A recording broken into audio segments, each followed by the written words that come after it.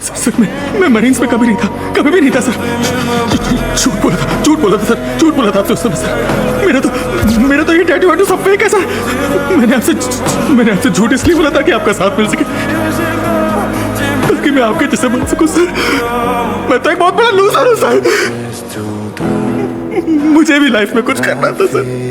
तेरी वजह से हुआ। नहीं सर, मेरी बात सुनिए सर प्लीज।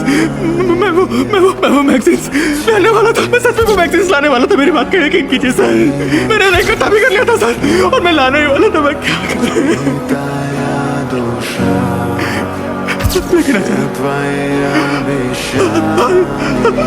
अचानक से मैं बहुत डर गया था सर।